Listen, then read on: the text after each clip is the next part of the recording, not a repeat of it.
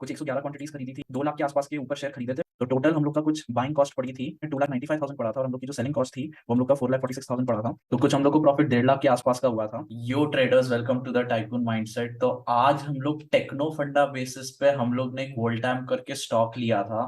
तो उसमें हम लोग ने 1 लाख रुपए से ज्यादा कैसे कमाए, एक क्वार्टर उसको होल्ड किया था हम लोग ने कुछ, और कुछ 50% के ऊपर रिटर्न कमाए। तो हम लोग ने एंट्री कैसे ली, फिर उसके बाद जो होल्डिंग पीरियड है, पिरामिडिंग कैसे की हम लोग ने, और फिर एग्जिट किस बेसिस पे लिया। तो जो सारे पॉइंटर्स है वो सारा हम लोग डिस्कस करेंगे, और आपको बताएंगे कि हम लोग कैसे मेन पोर्टफोलियो को और अपने क्लाइंट्स के मेन पोर्टफोलियो को कैसे इन्वेस्ट करते हैं। सबसे पहले मैं आपको दिखाना चाहूंगा हम लोग होल्ड टाइम कब एंटर किए और कब एग्जिट किए। तो ये हम लोग का टाइकून माइंडसेट का ग्रुप है टेलीग्राम पे। इधर हम लोग इन्फॉर्म करते हैं कि कौन सा स्टॉक हम लोग लॉन्ग टर्म के बेसिस पे ले रहे हैं और कौन सा हम लोग एग्जिट कर रहे हैं। तो जो वोल्टाम का स्टॉक है, अगर हम सर्च करने की कोशिश करेंगे, सबसे पहले तो हमने इसको 11 नवंबर के आसपास हम लोग ने सबसे पहले खरीदा था वोल्टाम को, कुछ 1950 की प्राइस पे। फिर उसके बाद हम लोग ने स्क्वायर ऑफ कर दिया था इसको, एक क्वार्टर होल्ड किया था, रिजल्ट्स थोड़े साइडवेज आए थे, इस वजह से हम लोग ने इसको होल्ड कर दिया, स्क्वायर ऑफ कर दिया था at no profit no loss कुछ फरवरी के टाइम पे। हाउएवर फिर जब मई में हम लोग को ये वापस से इसके जब रिजल्ट आए, तब हम लोग ने सबको इन्फॉर्म किया था, 26 को ही रात को इन्फॉर्म कर दिया था कि हम लोग वोल्टाम बाय करेंगे। तो अगर हम screener.in की वेबसाइट पे जाएंगे तो हम लोग का मोस्ट प्रोबेबली टेक्नोफंडा बेसिस का एक सिंपल सा तरीका होता है, कोई भी स्टॉक का प्राइस जो ऑल टाइम हाई बहुत लंबे समय का तोड़ता है वो हम लोग बाय करते हैं। तो एक यहाँ पे बात ध्यान रखने की कोशिश करिए, कोई भी स्टॉक का जो बहुत लंबा ऑल टाइम हाई होता है उस पे अगर आता है तो हम लोग वो लेने की कोशिश करते हैं, अगर वो हमारे रेडार पे आता है। जो सबसे पहला है, जो शेयर प्राइस है किसी भी स्टॉक का, वो ऑल टाइम हाई के पास होना चाहिए। जितना लंबा ऑल टाइम हाई टूटेगा उतना हम लोग ज्यादा इंटरेस्टेड होते हैं। इसका ऑल टाइम हाई कुछ 2007 का था, तो हम लोग ने यहाँ पे ये लेने की कोशिश की थी 2007 का। और ये इसका 2022 एंड 21 के बीच में इसने तोड़ने की कोशिश की थी, तो एक बार हम एंटर किए थे, बट ये एक बार को नीचे गिर चुका था।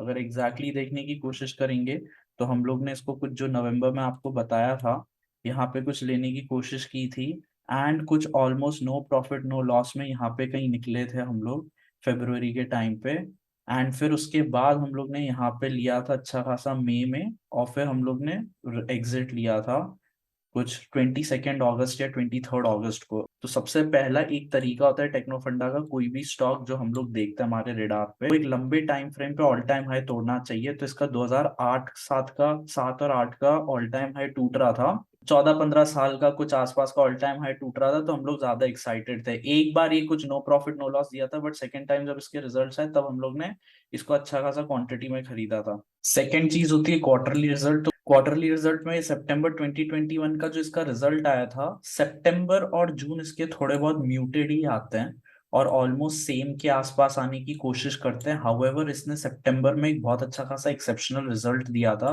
तभी हम लोग के रडार में आया था। तो हम लोग ने इसको फिर खरीदा था सितंबर जैसे ही इसके रिजल्ट आए थे उसके बाद।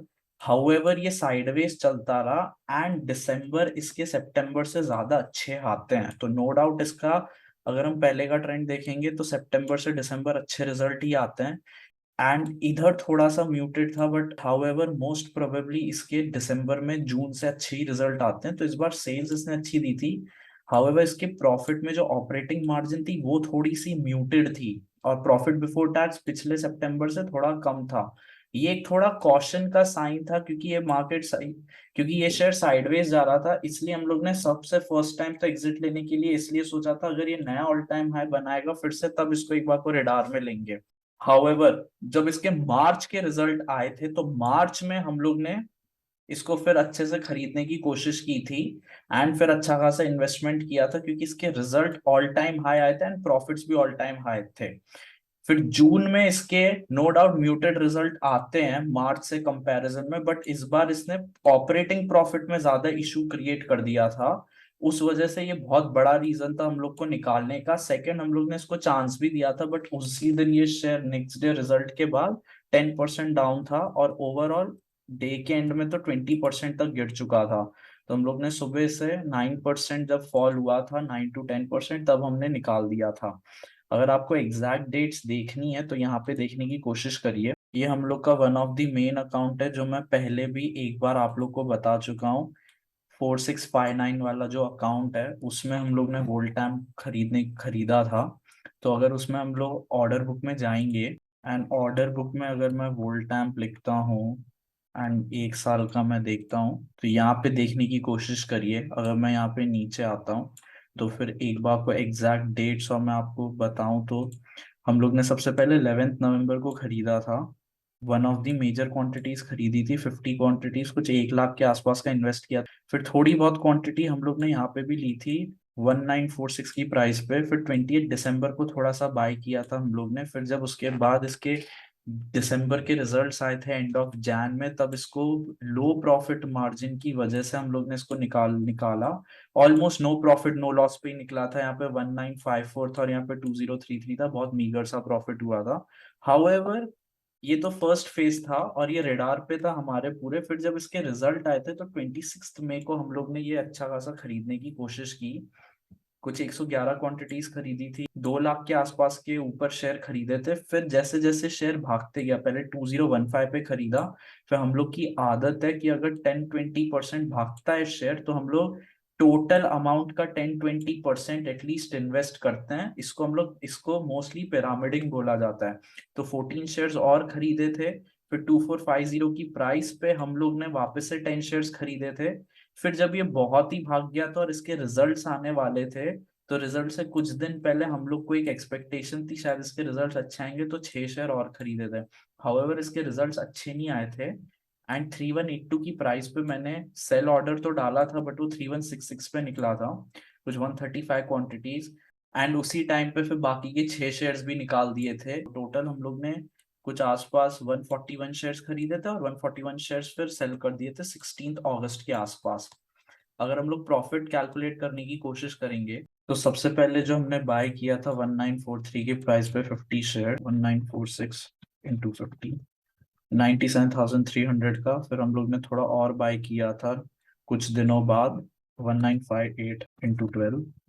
फिर उसके बाद हम लोग ने सेल कर दिया था इसको 2032 की प्राइस पे। हम लोग ने सारे शेयर्स निकाल दिए थे 2032 इंटू 62। इसका अगर हम सम करेंगे तो हम लोग की टोटल प्राइस आ रही थी, बाइंग कॉस्ट हम लोग की बाइंग कॉस्ट कुछ पड़ रही थी 1,20,000 और सेल थी 1,25,000। हाउएवर जब मई में अच्छे खासे रिजल्ट्स आए थे तब हम लोग ने इसको बाय किया था। तो हम लोग ने कुछ 111 क्वांटिटी बाय की थी, तो 2015 इंटू 111 कुछ 2,23,000 का हमने बाय किया था। फिर 2355 पे और हम लोग ने 11 शेयर्स बाय किए थे। फिर उसके बाद 2450 की प्राइस पे हम लोग ने कुछ 10 शेयर और बाय किए थे एंड फिर 6 शेयर थोड़े से और बाय किए थे 3645 की प्राइस पे। ये पिरामिड करते गए थे हम लोग, क्योंकि जैसे जैसे शेयर भागते हैं हम लोग फिर कुछ कुछ इन्वेस्ट करते जाते हैं। और एक लास्ट में जो ये बाय करने का था वो हम लोग ने सोचा था थोड़ा 20-25 हजार इसमें डाल देते हैं और अच्छे रिजल्ट आएंगे तो ये भी भाग जाएगा और थोड़ा सा और इन्वेस्ट कर देंगे अगर अच्छे रिजल्ट आते हैं। हाउएवर इसके रिजल्ट अच्छे आए नहीं थे जैसे मैंने आपको एक्सप्लेन किया। तो फिर हम लोग ने इसको 3166 की प्राइस पे निकालने की कोशिश की थी। 3166 इंटू 135, कुछ 4 लाख के शेयर्स वो प्रॉफिट में निकले थे। फिर उसके बाद 6 शेयर जो बाकी के हैं वही सेम प्राइस पे निकालने की, थोड़ा लेट किया था इसको शायद हम लोग ने, क्योंकि ये 3166 के बाद 3134 भी चला गया था। तो 3134 इंटू 6, तो टोटल हम लोग का कुछ बाइंग कॉस्ट पड़ी थी इस ओवरऑल में 2,95,000 पड़ा था। और हम लोग की जो सेलिंग कॉस्ट थी वो हम लोग का 4,46,000 पड़ा था। एंड टोटल प्रॉफिट अगर देखेंगे तो selling cost minus buying cost तो कुछ हम लोग को प्रॉफिट 1.5 लाख के आसपास का हुआ था। तो यहाँ पे आप ये देख सकते हैं। तो अगर हम लोग एक लॉजिक जानने की कोशिश करेंगे कि वोल्टान पे हम लोग ने 1.5 लाख का क्या किया, तो हम लोग टेक्नो फंडा में करते क्या है, जैसे कि मैंने आपको पहले बताया, हम लोग यही स्टॉक ढूंढते हैं जो ऑल टाइम हाई होता है। हम लोग इसको नीचे से बाय कर सकते थे, वैल्यू इन्वेस्टर करते हैं।